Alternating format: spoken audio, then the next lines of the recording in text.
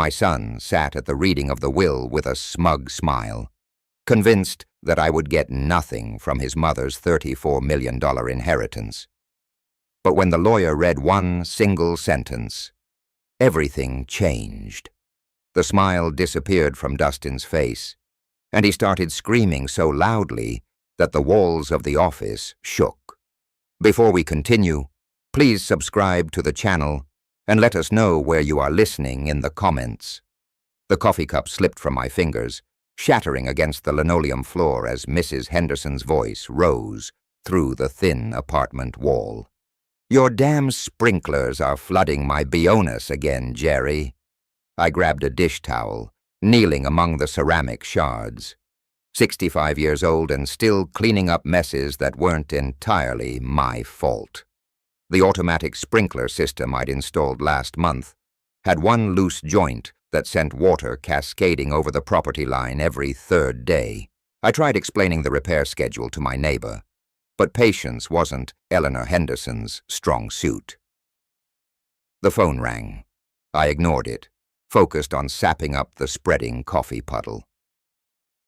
The machine would catch it, but the ringing persisted, cutting through Eleanor's continued shouting from next door. Something about property values and inconsiderate tenants. On the fifth ring, I stood up, tossing the soaked towel into the sink. Jerry Flores speaking.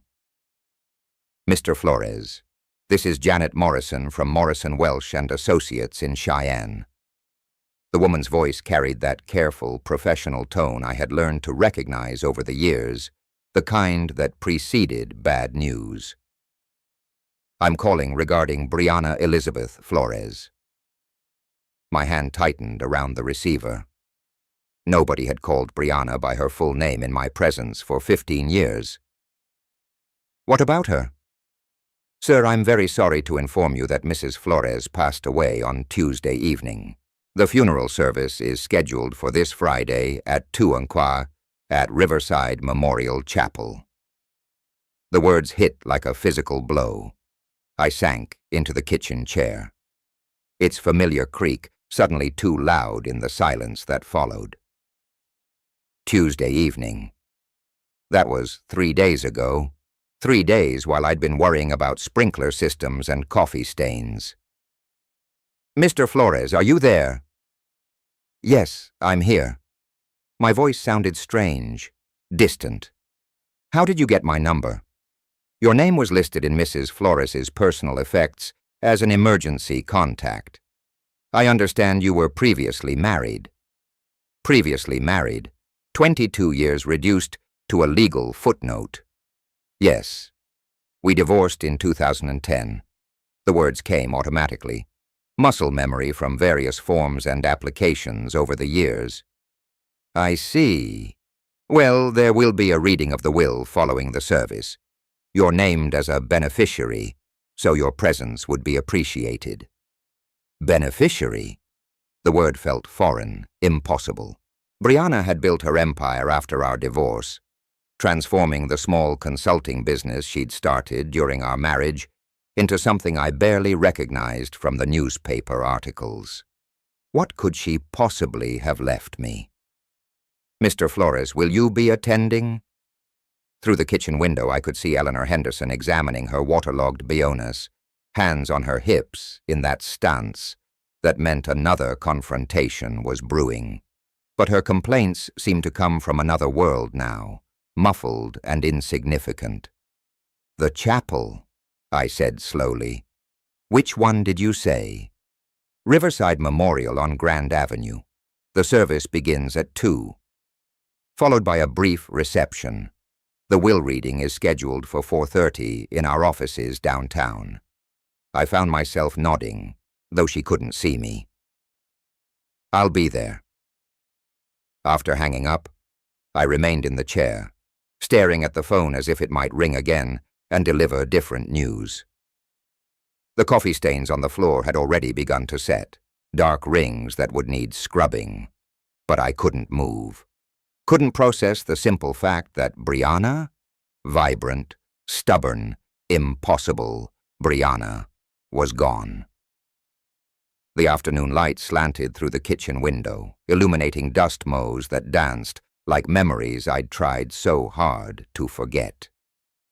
As I sat there, the name Brianna Elizabeth Flores echoed in my mind, each syllable pulling me backward through time, until I was standing in Murphy's Diner on a snowy February evening in 1987, watching a woman in a red wool coat argue with the manager about his hiring practices. "You're telling me you won't consider female applicants for weekend manager because women can't handle the pressure?" Her voice carried across the nearly empty restaurant, clear and uncompromising. "That's the most ridiculous thing I've heard all week." I'd stopped mid-bite of my apple pie, fork suspended halfway to my mouth. The woman had turned slightly, and I could see her profile: sharp cheekbones, determined jaw, dark hair that caught the fluorescent light. She was magnificent in her anger, and I found myself hoping the manager would keep arguing just so I could listen to her tear his logic apart. "Ma'am, I didn't mean any offense." "Of course you didn't mean offense. You just meant to discriminate." She pulled a business card from her purse, sliding it across the counter. "When you change your mind about hiring based on qualifications rather than outdated assumptions, call me." The door chimes jingled as she left, and the diner felt smaller somehow, drained of electricity. I watched through the window as she climbed into a blue Honda Civic, noting how she checked her mirrors twice before pulling into traffic. Careful, methodical, but not afraid to fight for what was right. "That one's trouble," the manager muttered loud enough for the whole place to hear. I stood up, leaving a $5 bill next to my half-eaten pie. "No," I said, surprising myself with my certainty. "That one's extraordinary." The business card lay abandoned on the counter. "Brianna Chen, business consultant." I memorized the phone number before stepping into the February wind. It took me 3 days to work up the courage to call. When I finally did, she answered on the second ring with a brisk, "Brianna Chen, this is Jerry Flores. We haven't met, but I saw you at Murphy's Diner on Friday night." A pause. The man with the apple pie who defended my honor to the manager. "You heard that? I was getting my gloves from the car. You left a good tip, too." I could hear the smile in her voice. "So, Jerry Flores, what can I do for you? Have dinner with me somewhere better than Murphy's?" Another pause, longer this time. "Are you asking me on a date, or do you need business consulting?" "Definitely a date. Though if you have any advice about convincing beautiful women to have dinner with strangers, I could use the consultation." She laughed, a real laugh, not the polite sound women sometimes made when men tried to be charming.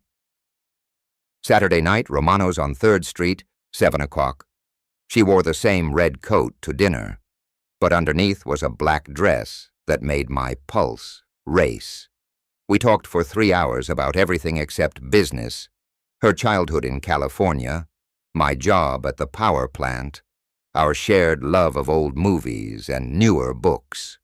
When she laughed at my story about accidentally flooding my apartment while trying to fix a leaky faucet, I knew I was falling. 6 months later, I proposed in that same diner, sliding a ring across the same counter where she'd left her business card. "Marry me, Brianna Chen. Make me the luckiest man in Wyoming." She said yes before I'd finished asking. Our wedding day blazed with September sunshine, the kind of perfect weather that makes promises feel possible. Brianna wore her grandmother's dress altered to fit her smaller frame and carried wild flowers we'd picked that morning. My hands shook as I slipped the ring onto her finger. "Forever," she whispered, and I believed her completely. Dustin arrived 2 years later, a squalling red-faced miracle who transformed our quiet house into something alive with purpose. I remember standing in the hospital room watching Brianna cradle our son with the same fierce determination she brought to everything else, and thinking that this perfect moment was all I'd ever need. But even then, holding that perfect baby, I noticed how Brianna's eyes occasionally drifted to the business magazine someone had left on the nightstand. But as Dustin grew from toddler to schoolboy, I began to notice things I'd missed in those first blissful years. When he turned 7, Brianna bought him a computer, not a toy, but a real machine worth more than my monthly salary. He needs to understand technology, she explained, watching him navigate programs I'd never heard of. The future belongs to kids who think digitally. I'd suggested teaching him to fish instead. She'd laughed, but not kindly. We'd moved by then to Hillrest Avenue, a house with 3 bathrooms and a kitchen island bigger than our old apartment. Brianna's consulting firm had landed a contract with a mining consortium, and suddenly, we had money for things I'd never imagined needing. A housekeeper came twice a week. Our refrigerator dispensed ice through the door. Dustin's bedroom looked like a toy store. "Isn't this wonderful?" Brianna asked one evening, gesturing at our new dining room with its crystal chandelier and table that seated 12. "We can finally entertain properly." I missed our old kitchen table scarred from years of Dustin's coloring projects and our late-night conversations. This new table reflected light like a mirror, showing every fingerprint, demanding coasters and placemats. The entertaining started almost immediately. Business associates, potential clients, other successful couples whose conversations revolved around market share and investment strategies. I'd wear my best shirt and try to contribute, but discussions about hedge funds and corporate restructuring left me feeling like I was speaking a foreign language badly. "Jerry works at the power plant," Brianna would explain when someone asked, and I heard something new in her voice. Not pride, but an apologetic edge, as if my job required an excuse. Dustin thrived in this new world. At 10, he could discuss computer programming with Brianna's tech-savvy clients. At 12, he was critiquing the wine choices at restaurants I couldn't afford on my own. At 14, he rolled his eyes when I suggested family camping trips, preferring Brianna's business conferences in Denver and Salt Lake City. "Dad doesn't understand" became his favorite phrase, usually delivered with the exasperated sigh of someone far too sophisticated for mundane concerns. The first real fight came on Dustin's 15th birthday. Brianna had planned a party that looked more like a corporate networking event. Catered food, hired entertainment, guest list full of business contacts and their children. I'd wanted something simpler, maybe a barbecue in our backyard with his school friends. "This is embarrassing," I told her the night before, watching servers arrange elaborate flower arrangements. "He's 15, not 50. He's growing up in a different world than we did, Jerry." She adjusted a centerpiece with the same precision she brought to contract negotiations. "These connections matter. These relationships will shape his future. What about just being a kid?" She turned to face me fully, and for a moment I saw something cold in her eyes. Calculation where there used to be warmth. Being just a kid is a luxury we can't afford to give him. The world is competitive. Either we prepare him to win, or we prepare him to lose. I thought about my own 15th birthday, fishing with my father, a homemade cake, presents wrapped in newspaper comics. It had been perfect in its simplicity. The party was a success by Brianna's standards. Dustin charmed the adults with their children, received gifts that spoke of serious money, laptop computers, designer clothes, a mountain bike worth more than some cars. But I caught him once standing alone by the pool, looking lost among all the sophisticated celebration. "You okay, buddy?" I asked. He straightened quickly, slipping back into the persona Brianna had helped him craft. Of course, why wouldn't I be? But for just a moment, I'd seen the confused little boy underneath all that premature sophistication, and it broke my heart. That party marked the beginning of the end, though I didn't recognize it then. What followed were 10 years of slow-motion disaster, like watching a landslide from the bottom of the mountain. Inevitable, destructive, and impossible to stop. Brianna's business consumed more of her time, more of her attention, more of her soul. Weekend family dinners became conference calls. Vacation plans got canceled for client emergencies. Dustin's school events competed with board meetings, and the meetings always won. "You don't understand the pressure I'm under," she'd say when I complained about missing another of Dustin's baseball games. "This business supports our lifestyle. Someone has to make the hard choices." But I understood pressure, the kind that came from keeping a power grid running, from making sure thousands of people had electricity when they flipped their switches. The difference was, my pressure served something larger than myself. By the time Dustin graduated high school, he'd become a stranger to me. Brianna had groomed him into her perfect protege, sharp, ambitious, dismissive of anything that didn't advance his prospects. When I suggested he consider trade school along with college applications, he looked at me like I'd suggested he become a medieval serf. "Dad, that's exactly the kind of thinking that's holding you back," he said, 17 years old and already talking like a business consultant. "You settled for mediocrity. I won't make that mistake." The words hit like physical blows. Settled for mediocrity. As if 25 years of keeping the lights on for our community meant nothing. As if being a steady, present father was somehow shameful. College made everything worse. Dustin chose business school, Brianna's alma mater, naturally, and came home for holidays full of theories about market dynamics and personal optimization. He looked at our house, our life, our values with barely concealed contempt.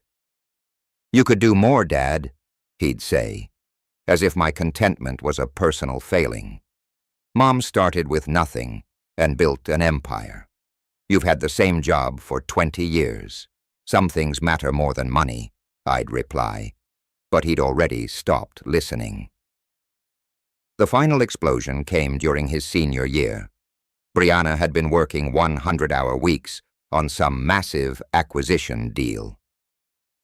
I'd been handling everything at home, grocery shopping, laundry, the mundane tasks that kept life running. When she missed Dustin's graduation because of a client crisis, I finally said what had been building for years. "This is enough, Brianna. Family has to come first, sometimes." She stood in our kitchen, that crystal and granite shrine to success, still wearing her business suit at midnight, checking emails on her phone. "Don't you dare lecture me about priorities. Everything we have, everything Dustin's accomplished, exists because of my work. What about everything we've lost?" "Like what?" She finally looked up from her phone, genuinely puzzled. "Like us? Like being a family instead of a corporation." She stared at me for a long moment, and I saw my answer in her eyes before she spoke. We weren't a family anymore. We were a business arrangement that had outlived its usefulness. "Maybe it's time we stopped pretending this is working," she said quietly. The divorce took 6 months. Brianna's lawyers were efficient, professional, devastating. I got the house on Maple Street, our old starter home that she'd kept as rental property, and enough money to live modestly. She got everything else, including Dustin's unquestioned loyalty. "You're holding him back too," Dustin told me during one of our last conversations before he moved to Denver to work for Brianna's company. "All this guilt about family values and simple living, it's toxic, Dad. I can't be around that negativity anymore. I sat alone in my empty house afterward, surrounded by boxes of memories from a life that apparently meant nothing to the people I'd loved most. Now, 15 years later, the afternoon light was fading outside my apartment window. My coffee had grown cold, the ceramic shards still scattered on the floor. Somewhere across town, funeral preparations were underway for the woman who'd once promised me forever. And I had no idea why she'd remembered my name in her will. The 3 days between Janet Morrison's call and the funeral had passed in a strange, suspended state. I'd cleaned my apartment twice, pressed my one good suit, and rehearsed conversations that would never happen. Each morning I'd considered not going, but each evening found me still committed to paying my respects, whatever the cost. Friday morning arrived gray and cold, typical May weather in Wyoming. I stood before my bathroom mirror, adjusting a tie I hadn't worn in 5 years, wondering what Brianna would think of the man I'd become.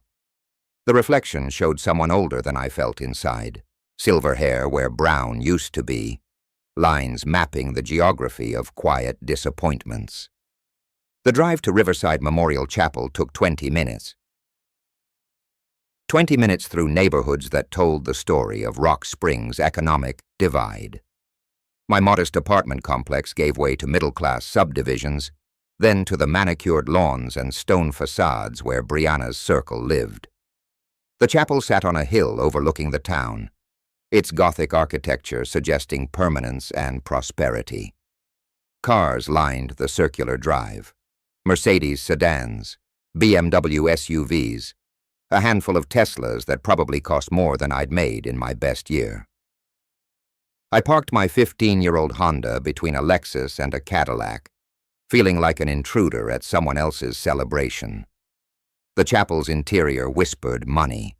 Mahogany pews, stained glass windows, flowers, arranged with artistic precision. At least 200 people filled the space, their conversations creating a low hum of respectful mourning, mixed with business networking. I recognized some faces from the business dinners Brianna had dragged me to during our married years, but most were strangers from the life she'd built after me.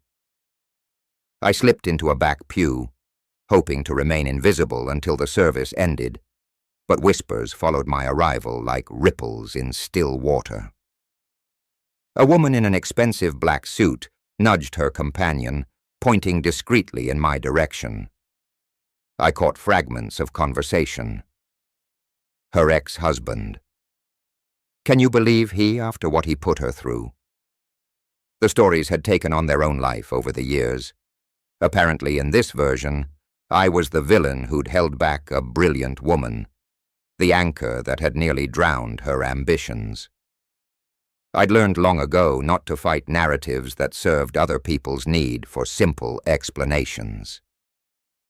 Dad. The voice cut through the chapel's murmur like a blade. I looked up to see Dustin striding down the aisle, his face a mask of disbelief and barely controlled anger. At 37, he'd inherited Brianna's sharp features and commanding presence, dressed in a suit that probably cost more than my monthly rent. Success radiated from him like heat from pavement.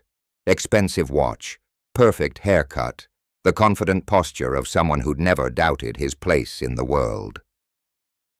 "What are you doing here?"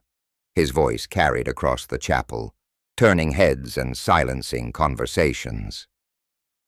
I stood slowly, meeting his gaze. "I came to pay my respects." "You lost the right to do that 15 years ago." He moved closer, close enough that I could smell his cologne, something sophisticated and aggressive. "She wouldn't want you here." "Maybe not, but I needed to be here." "For what?" "To ease your conscience, to play the grieving widower hour for people who know exactly what kind of husband you were." The chapel had gone completely quiet now. 200 pairs of eyes focused on our confrontation like spectators at a sporting event. I felt the familiar weight of judgment, the same pressure that had suffocated me during those final years of our marriage. But this time, something was different. This time, I had nothing left to lose. "I'm not here to cause trouble, Dustin. I'll sit in the back. I won't speak to anyone. When the service ends, I'll leave. You'll leave now." His voice rose another notch, drawing murmurs of approval from the crowd. "You embarrassed her enough when she was alive. Don't compound it by pretending to grieve her death." I remained standing, holding his stare. Around us, the chapel buzzed with anticipation. Someone coughed. A cell phone vibrated against wood.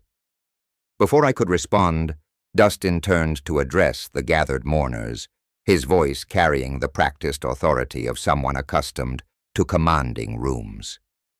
"I apologize for this disruption during what should be a time of remembrance." He gestured toward me with the casual dismissal of someone swatting a fly.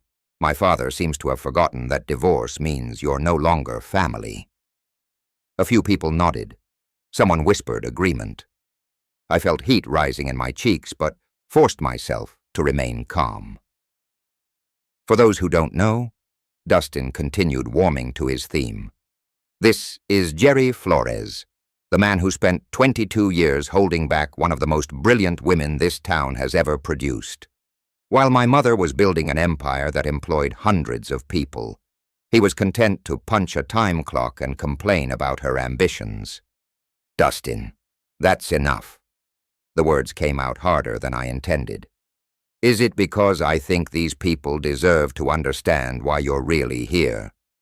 He turned back to the crowd, a prosecutor addressing a jury. He took half her assets in the divorce despite contributing nothing to her success. Then he spent 15 years acting like the victim while she built something magnificent. The crowd was fully engaged now, a few heads nodding in agreement. I saw faces I recognized, former neighbors, people I'd considered friends during the marriage. None of them met my eyes. She supported him for years while he refused to grow, refused to take risks, refused to be the partner she deserved. And now that she's gone, he shows up expecting sympathy, expecting to be treated like he mattered in her life. Each word landed like a physical blow, not because they were entirely untrue, but because they reduced 22 years of marriage to a simple story of failure and blame. I thought about defending myself, explaining the complexity of what we'd shared, the love that had existed alongside the growing incompatibility. But what was the point? These people had chosen their narrative long ago. My mother died, building something that will outlast all of us, Dustin concluded, his voice rising with conviction. She deserved a husband who would have helped her reach those heights, not one who tried to drag her down to his level. The chapel fell silent. I stood there, fully exposed, feeling the weight of 200 judgmental stares. Part of me wanted to walk out, to spare myself the continued humiliation, but another part, the part that had loved Brianna Chen more than anything else in the world, refused to be driven away from her final goodbye. "Are you finished?" I asked, quietly. Dustin's eyes flashed with surprise. He'd expected me to crumble, to slink away in shame. When I remained standing, his confidence flickered for just a moment.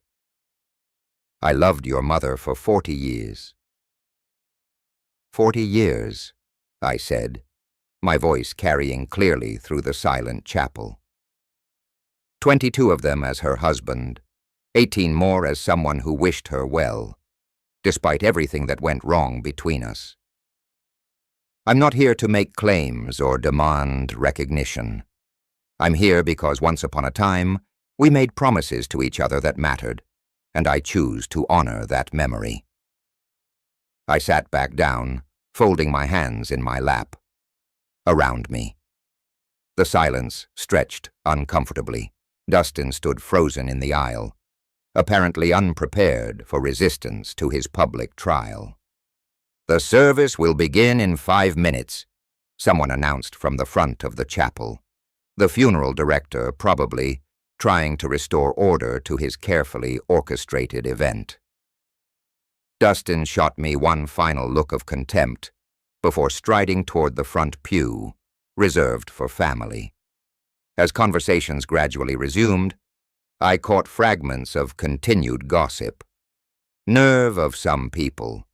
Poor Dustin having to deal with this. Should have stayed home.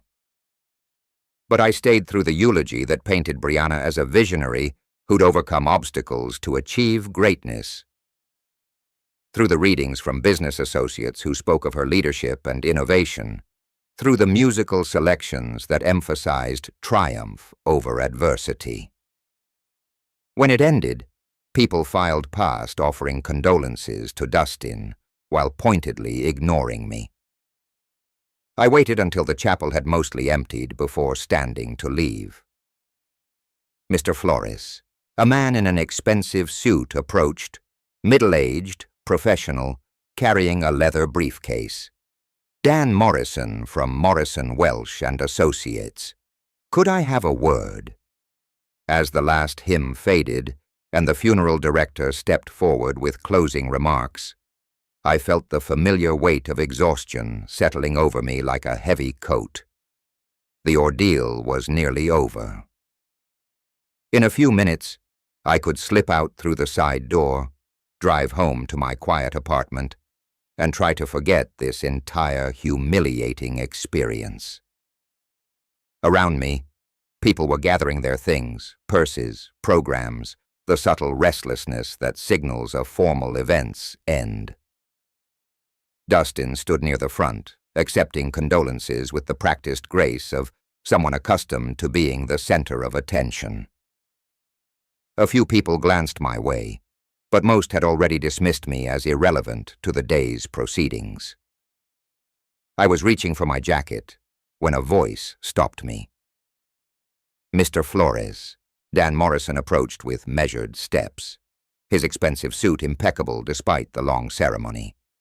Up close, he looked younger than I'd expected, maybe 50, with sharp eyes behind wire-rimmed glasses, and the kind of confident bearing that came from years of handling wealthy clients' affairs.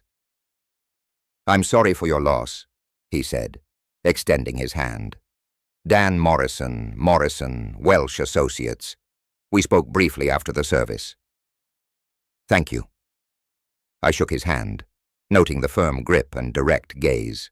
The service was very nice. Brianna would have appreciated it indeed. She was quite specific about her final arrangements. He paused, glancing around the emptying chapel. "I wonder if I might have a word with you and Dustin. There are some matters we need to discuss regarding Mrs. Flores's estate." Before I could respond, Dustin appeared at my shoulder, his expression shifting from practiced grief to alert interest. "Dan, finally. I was wondering when we'd handle the business side of things. Of course, Dustin. These matters require careful attention." Dan's voice carried the measured tone of someone accustomed to delivering important news. "I'd like both of you to come to my office for the reading of your mother's will." "Both of us?" Dustin's eyebrows rose. "Is that necessary?" "I mean, he's not." He gestured vaguely in my direction. "Your father is specifically named in the will." "Dustin. His presence is required by law." I felt a flutter of surprise. Named in the will. That seemed unlikely given everything that had passed between Brianna and me. More likely some minor formality, perhaps forgiving an old debt or confirming that I had no claim to her estate. "I don't think that's necessary," I said quietly. "I'm sure it's just a formality. You don't need me there." Dan's eyes met mine directly. "I'm afraid I do, Mr. Flores." Mrs. Flores was very specific about who should be present for the reading, but both you and Dustin must be there. Something in his tone suggested this wasn't negotiable. Dustin looked annoyed, but shrugged with the casual confidence of someone who knew he had nothing to worry about. Fine, let's get this over with. He turned to me with barely concealed impatience. Try not to make this more difficult than it needs to be. The walk to Dan's office took us 3 blocks through downtown Rock Springs, past buildings that had watched the town's fortunes rise and fall with the energy industry. Dan maintained professional small talk, comments about the weather, the turnout at the service, carefully neutral observations that revealed nothing about what awaited us. His office occupied the top floor of a restored Victorian house, all dark wood and leather-bound books that spoke of established success. Certificates and diplomas lined the walls, interrupted by photographs of Dan with various local dignitaries and business leaders. It was exactly the kind of place Brianna would have chosen. Prestigious, but not ostentatious.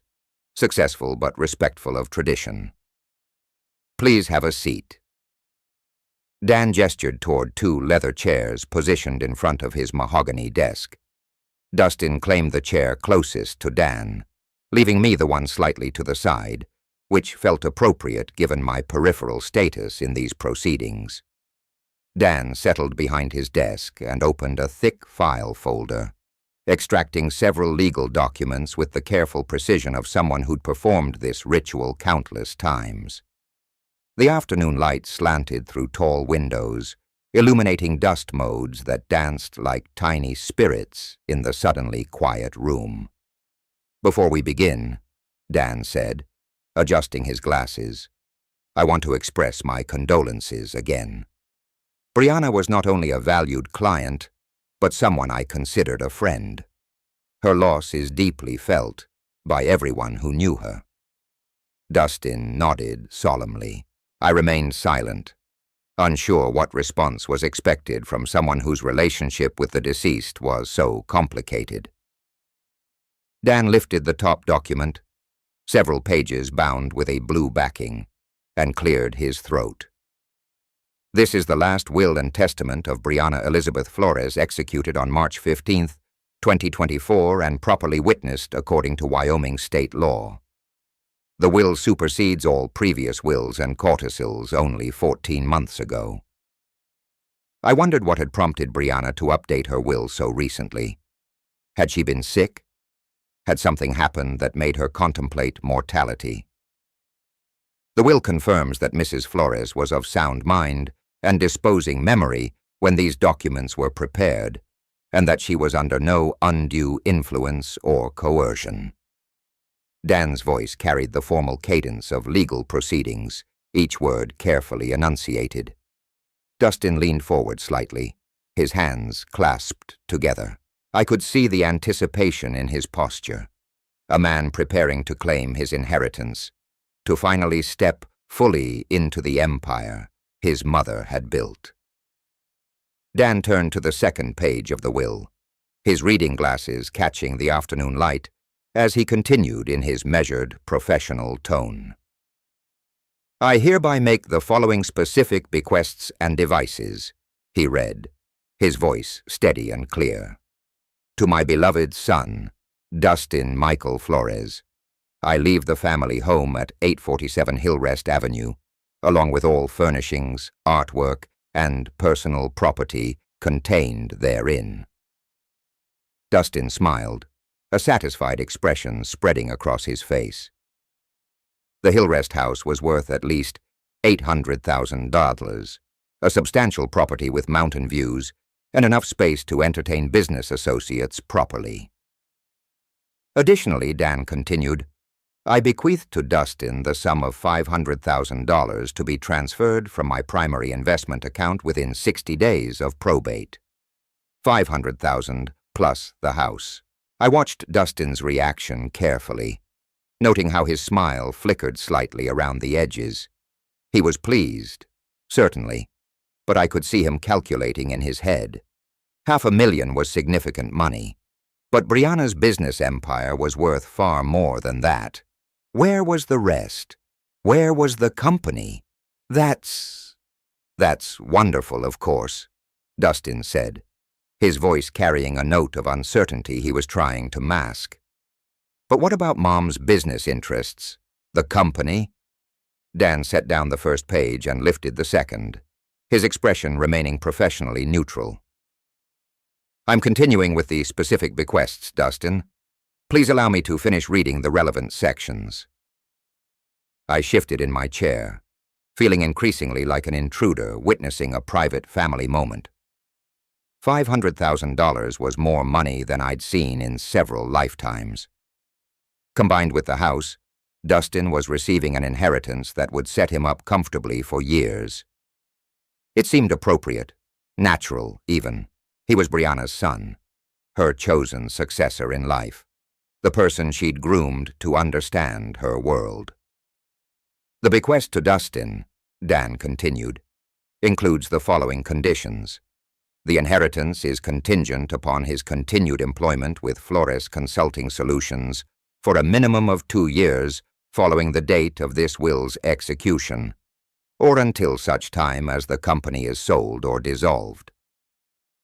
Now, Dustin looked genuinely confused. "Conditions? What kind of conditions? And what do you mean until the company is sold? Who would sell it?" "I'm reading the will as written, Dustin.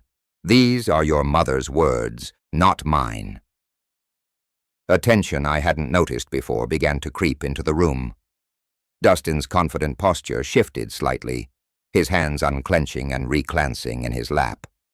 I found myself leaning forward despite my intention to remain detached from these proceedings. "Let me understand this clearly," Dustin said, his voice taking on an edge I recognized from our confrontation at the chapel.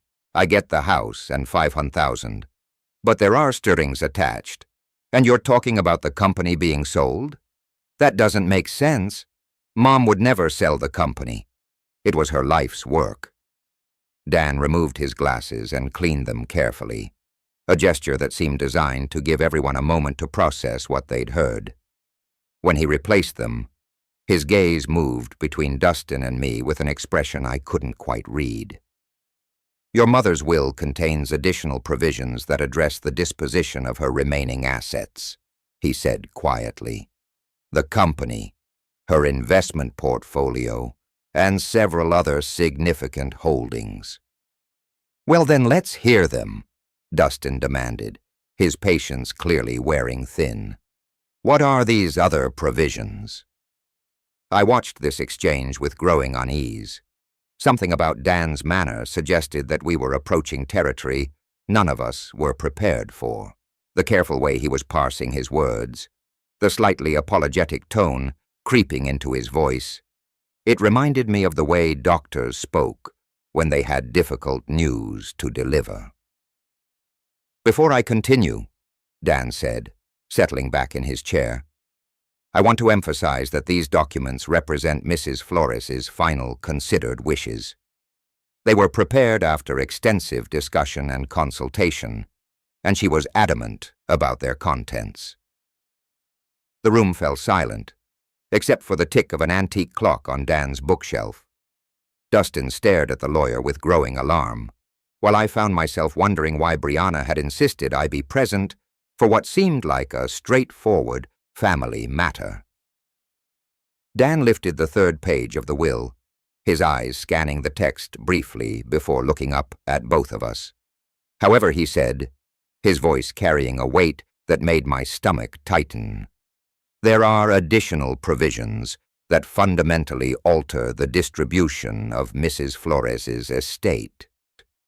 Dan lifted his reading glasses and looked directly at me for the first time since we'd entered his office.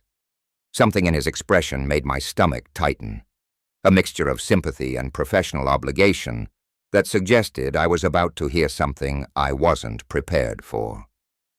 However, he continued, his voice taking on additional weight, "The will contains provisions for the disposition of Mrs. Flores's remaining assets, which constitute the majority of her estate." Dustin leaned forward even further, his hands gripping the armrests of his chair. "Finally, let's hear about the company and the rest of her investments." Dan returned his attention to the document, clearing his throat with the deliberate pause of someone about to deliver life-changing news.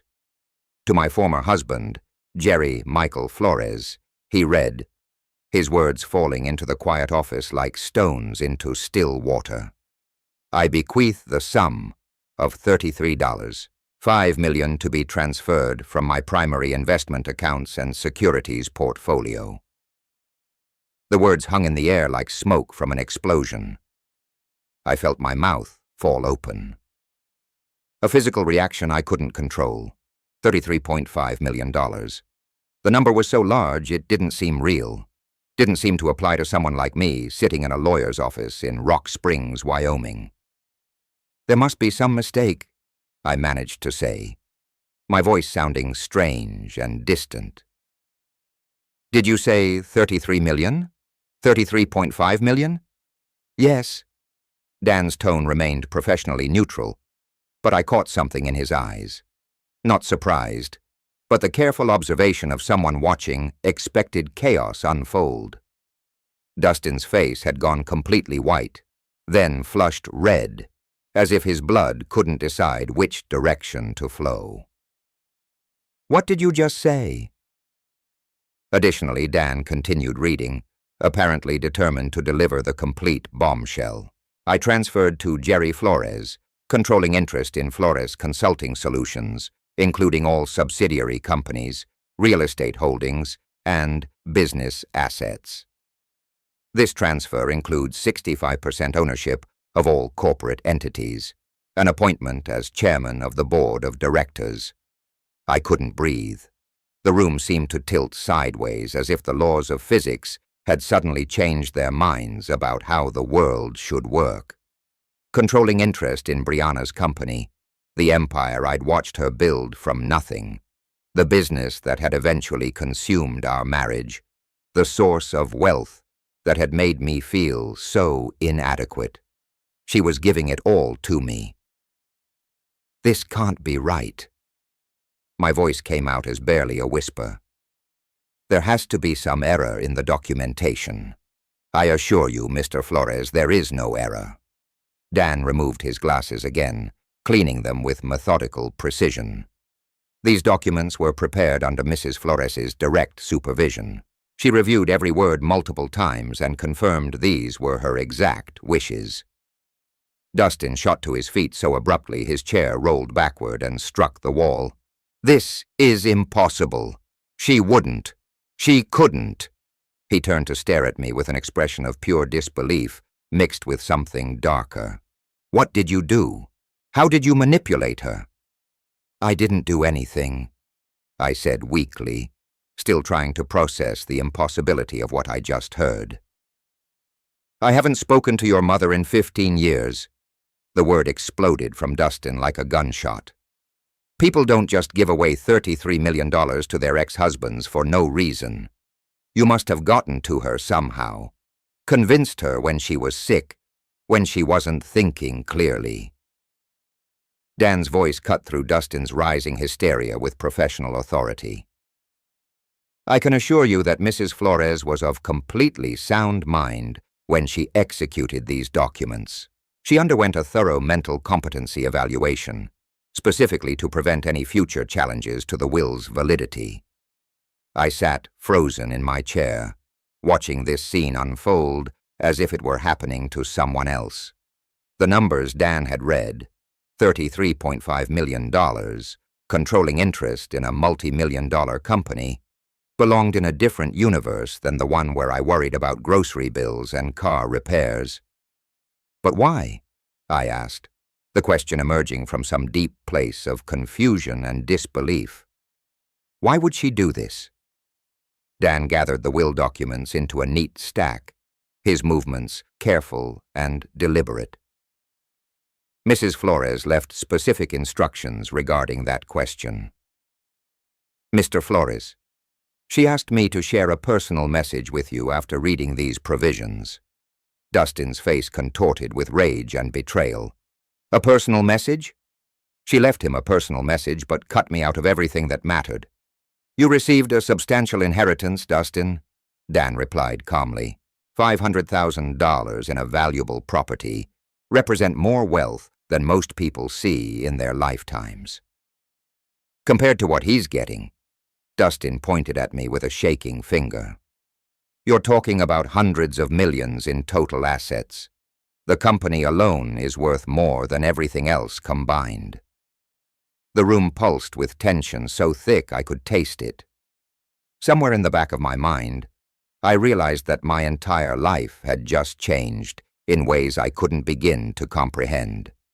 But all I could focus on was the impossible fact that Brianna, stubborn, ambitious Brianna, who had grown to resent everything I represented, had somehow decided to give me everything she'd built.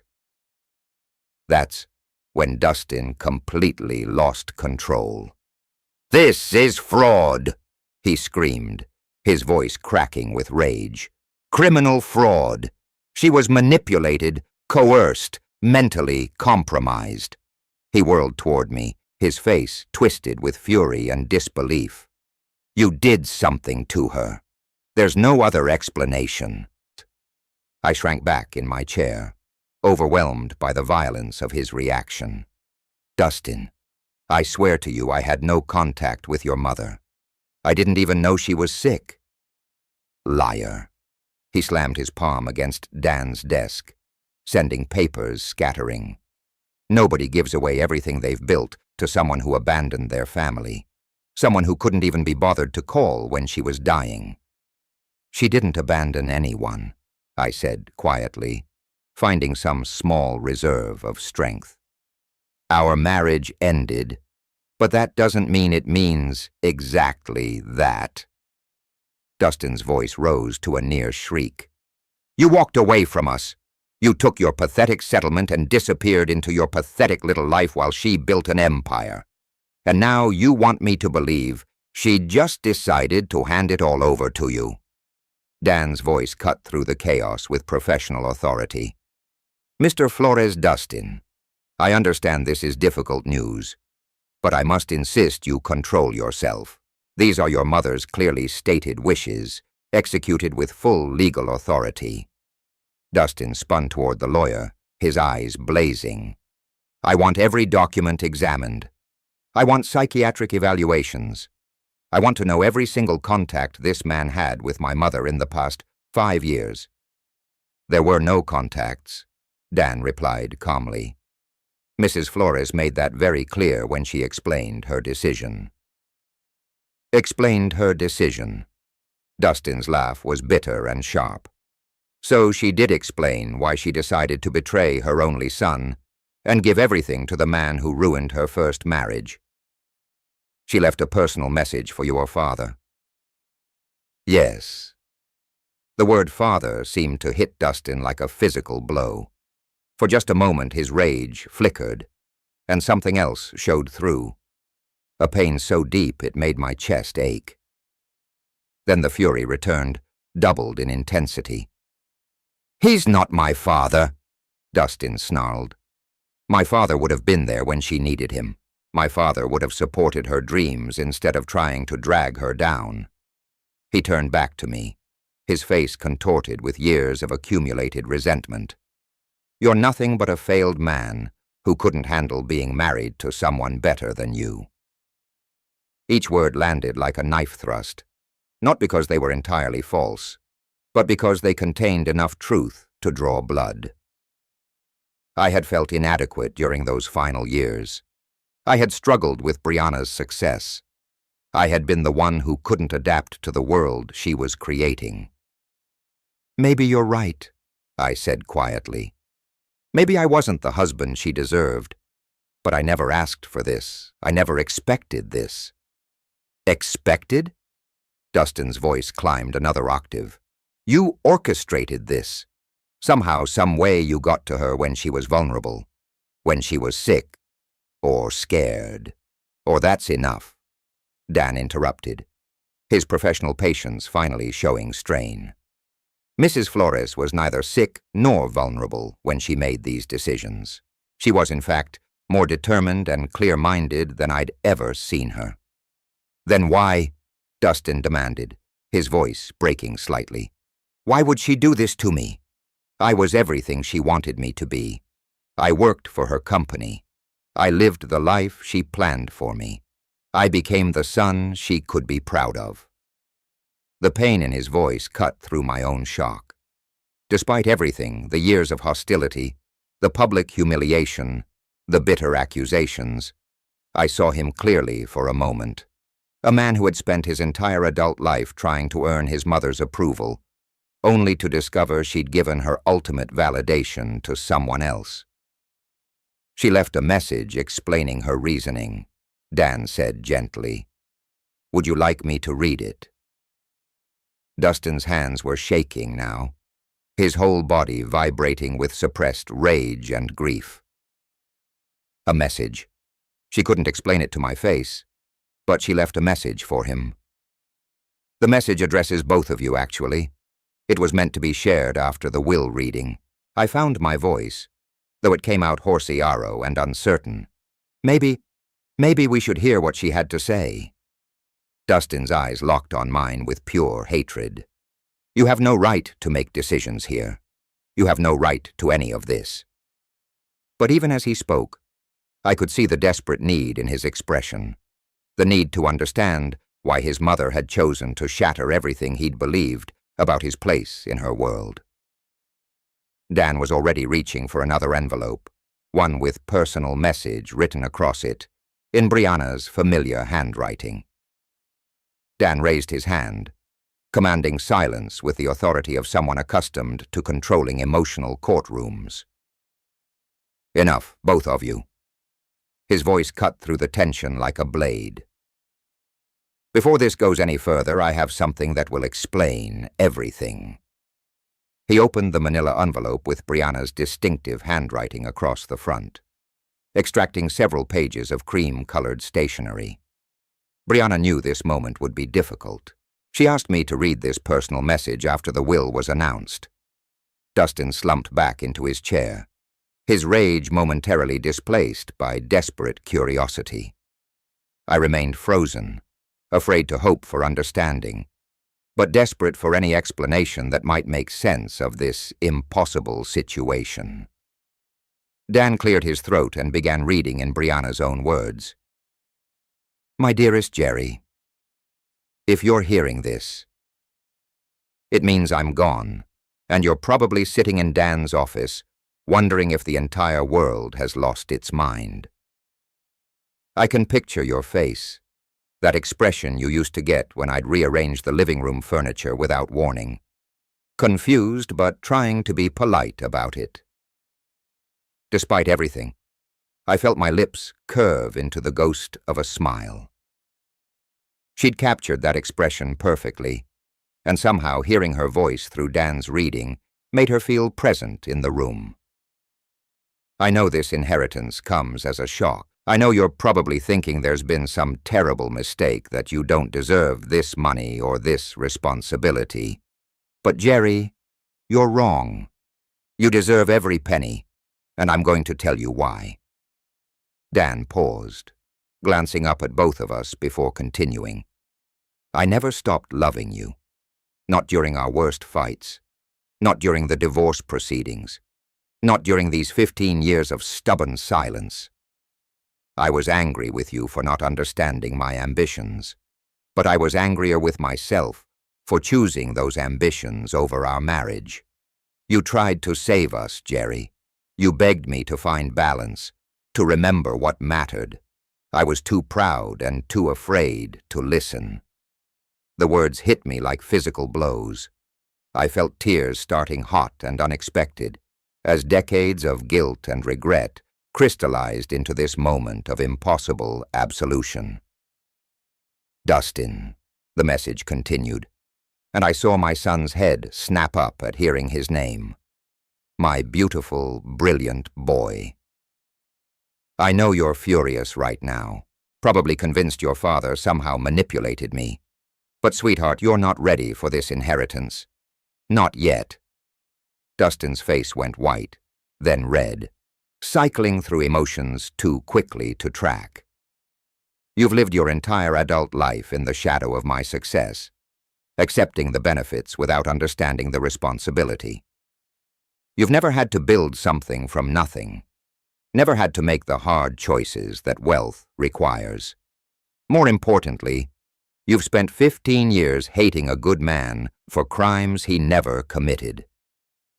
That's not true, Dustin whispered, but his voice lacked conviction. Dan continued reading. Jerry taught me about character, about integrity, about the kind of strength that doesn't need to prove itself through cruelty or judgment. I forgot those lessons when I chose money over marriage, business over love. But I never forgot the man who taught them to me. I was crying openly now, not caring how it looked. Brianna's words were rebuilding something inside me that I thought was permanently broken. The sense that I had value, that my quiet life of dignity and service meant something. Dustin, you have received enough to live comfortably and explore who you might become without the weight of unlimited wealth. Learn to build something yourself. Learn to value people over profit. Learn to forgive your father for the crime of being human and imperfect. Dustin made a sound like a wounded animal, but whether from rage or pain, I couldn't tell. Jerry, you're inheriting more than money. You're inheriting the chance to do what I should have done, to use wealth as a tool for good, rather than a weapon for proving superiority. I trust you because you never wanted this, because you'll never use it to hurt people the way I sometimes did. The message continued for several more paragraphs, outlining practical arrangements and expressing hopes for both our futures. But the core message was clear. Brianna had chosen love over entitlement, character over expectation, wisdom over wealth. When Dan finished reading, the office fell into profound silence. I sat with tears on my cheeks, overwhelmed by the gift of knowing that Brianna had loved me until the end. Dustin stared at the floor, his entire worldview crumbling around him. Finally, Dan folded the letter carefully and placed it back in its envelope. She asked me to give this to you, Jerry. Jerry. The original is yours to keep. I reached for the letter with trembling hands, holding the last conversation I would ever have with the woman who had shaped my life in ways both beautiful and painful. The weight of Brianna's words settled over the office like dust after an explosion. For several minutes, none of us spoke. I held her letter against my chest, feeling the physical reality of her final gift. Not just the money, but the restoration of my worth in her eyes, and more importantly, in my own. Dustin was the first to break the silence. This isn't over, he said quietly, but the fire had gone out of his voice. I can contest this. Mental incapacity, undue influence, fraud. There are ways to challenge a will. I looked at him, really looked at him, for the first time since we'd entered Dan's office. I saw a man who had spent his entire life expecting the world to bend to his wishes, who had never learned that love couldn't be inherited or demanded, only earned. You could try, I said gently. But your mother was right, Dustin. You're not ready for this responsibility. And you are? His laugh was bitter, hollow. You're a nobody, Dad. A retired power plant worker with no business experience, no connections, no understanding of what it takes to run a company worth hundreds of millions. For a moment, the old Jerry, the one who had felt inadequate for 22 years, wanted to agree with him. But Brianna's words echoed in my mind. You deserve every penny. Maybe you're right, I said, standing up slowly. Maybe I don't know anything about running a business empire, but I know something your mother valued more than business expertise. What's that? I know the difference between serving others and serving myself. Dustin's face twisted with a final flash of rage. This is insane. She was sick. She was old. She wasn't thinking clearly. Dan's voice cut through the outburst with professional finality. Your mother was 62 years old and in perfect mental health when she executed these documents. She underwent extensive psychological evaluation specifically to prevent the kind of challenges you're threatening. Then why? Dustin's voice cracked like a teenager's. Why would she do this to me?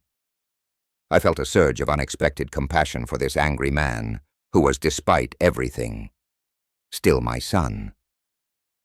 She didn't do it to you, Dustin. She did it for you.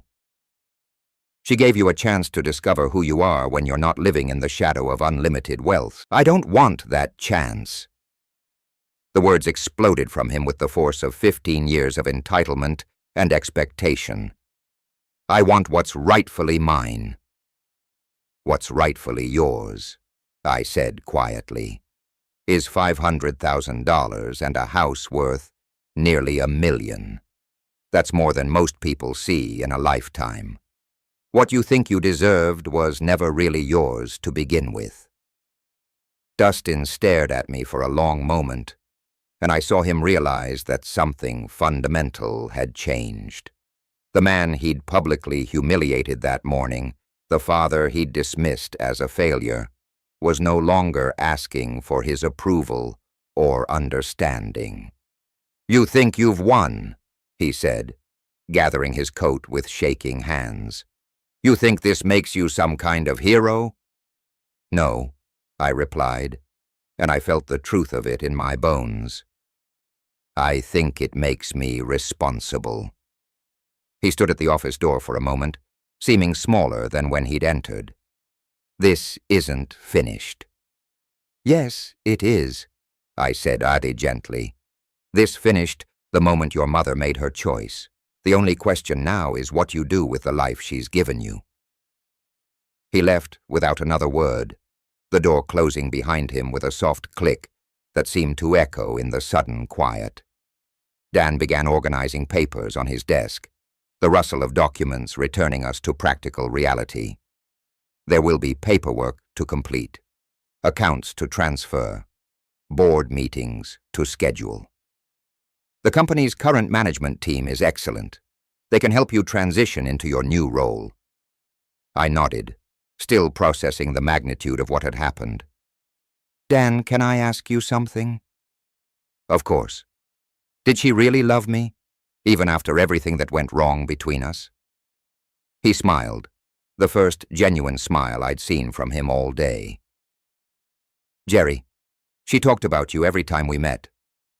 Not about the divorce, not about the problems, about the man who taught her that success without character is just expensive failure. I walked out of that office a different man than the one who had entered. The afternoon sun felt warmer, the air cleaner. I had work to do, responsibilities to embrace, a company to learn about and improve. But for the first time in 15 years, I felt worthy of the challenge. Justice, I realized, wasn't about revenge or vindication. It was about recognition. The recognition that character matters more than credentials, that patience outlasts entitlement, and that love, real love, never truly dies. Brianna had seen all of that, and in her final act, she had given me the chance to prove her right. If you like this story, please like this video.